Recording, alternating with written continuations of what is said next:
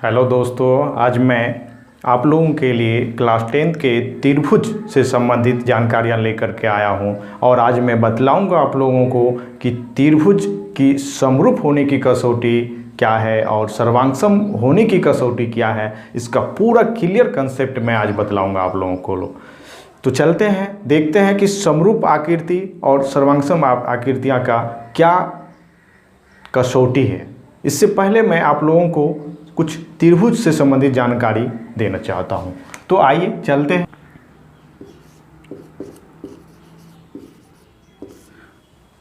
त्रिभुज त्रिभुज को अंग्रेजी में बोलते हैं ट्रायंगल। इसका शाब्दिक अर्थ होता है, त्रि का होता है तीन और भुजा का अर्थ होता है, भुज का अर्थ होता है भुजा। यानी कि त्रिभुज का अर्थ होता है तीन भुजा वाला आकृति। अर्थात इसका परिभाषा हो जाएगा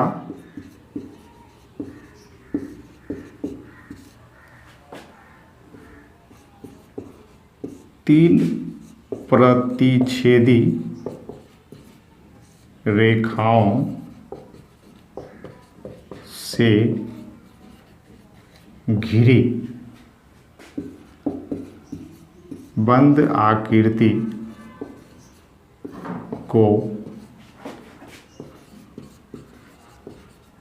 त्रिभुज कहते हैं। यानी कि त्रिभुज किसे कहते हैं? तो तीन प्रतिच्छेदी रेखाओं से घिरी बंद आकृति को त्रिभुज कहते हैं। जिस तरह से ये हम तीन प्रतिच्छेद रेखाओं से घिरी एक बंद आकृति है, तो इनको हम त्रिभुज कहेंगे। थोड़ा सा त्रिभुज के बारे में जान लेते हैं कि त्रिभुज के कौन कौन से अंग होते हैं। जिसमें पहला होता है शीर्ष। इसमें शीर्ष बोला जाता है इनको। ये जो है भुजा है और ये है इसको कोण बोलते हैं। यानी इस तरह से एक त्रिभुज में, किसी त्रिभुज में जो है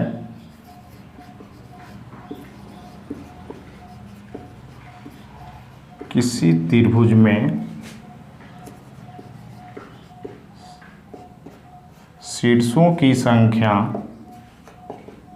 3, कोणों की संख्या 3 और भुजाओं की संख्या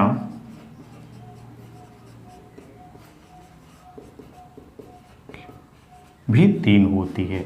3 शीर्ष, 1 2 3, 3 शीर्ष होता है।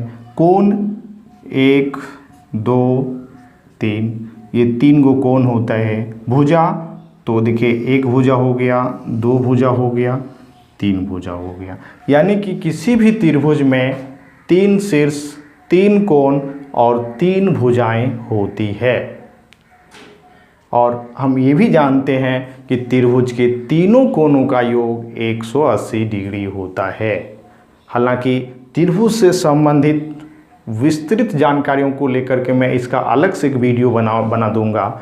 लेकिन जो उद्देश्य है वो है मेरा समरूप और सर्वांगसम आकृतियों की कसौटियों से संबंधित। तो बने रहिए और चलते देखते हैं कि समरूप त्रिभुज और सर्वांगसम त्रिभुज की क्या क्या कसौटियां हैं। पहले पढ़ते हैं समरूप।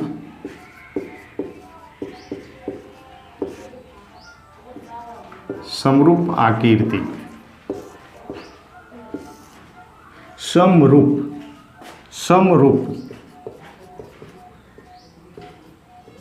मतलब समान रूप। समान रूप। सम मीन्स समान, रूप मीन्स रूप, आकार। तो समान रूप वाला आकृति, यानी कि इनको यदि हम परिभाषा लिखे समरूप आकृति का, तो वे आकृतियां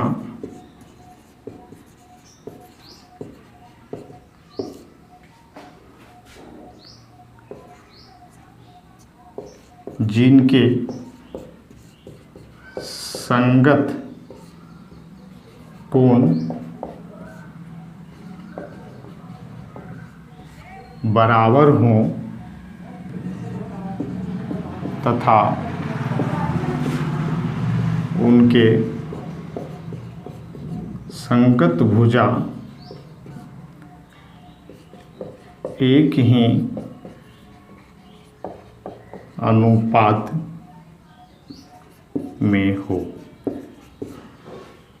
यानी कि वे आकृतियाँ जिनके संगत कोण बराबर हों और उनकी संगत भुजाएं एक ही अनुपात में यानी समानुपाती हो, वैसी आकृतियों को हम समरूप आकृति कहते हैं और इन्हें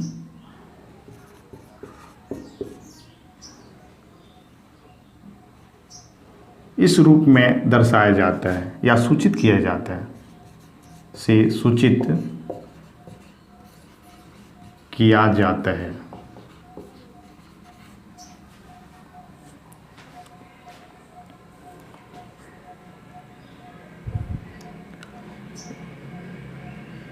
इसके बाद हम लोग पढ़ेंगे,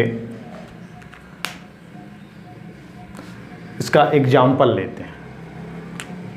एग्जाम्पल लेते हैं जैसे सभी वृत्त समरूप होते हैं। समरूप होने का मतलब है कि समान आकृति, छोटा बड़ा चलेगा लेकिन समान आकृति होना चाहिए, एक समान, उसकी संगत भुजा भी एक अनुपात में होना चाहिए, तभी वो समरूप होते हैं। जैसे सभी वृत्त समरूप होते हैं, कोई भी त्रिज्या का मान लेते हैं, ये वृत्त है, फिर ऐसा ही वृत्त, तो ये दोनों का आकृति सेम है, आकृति सेम है, लेकिन छोटा बड़ा है, फिर भी ये समरूप है क्योंकि इसका जो है अनुपात एक ही होगा। फिर दूसरा लेते हैं सभी समबाहु त्रिभुज समरूप होते हैं।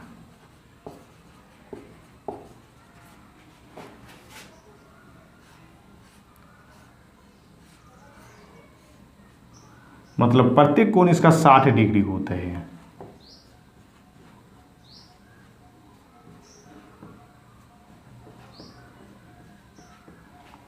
यानी कि इसीलिए इसका समान संगत कोण समान होता है और इसीलिए यह जो है समरूप होता है। इनका संगत भुजा भी एक ही अनुपात में होना चाहिए। इसी तरह सभी वर्ग समरूप होते हैं, सभी वर्ग समरूप होते हैं।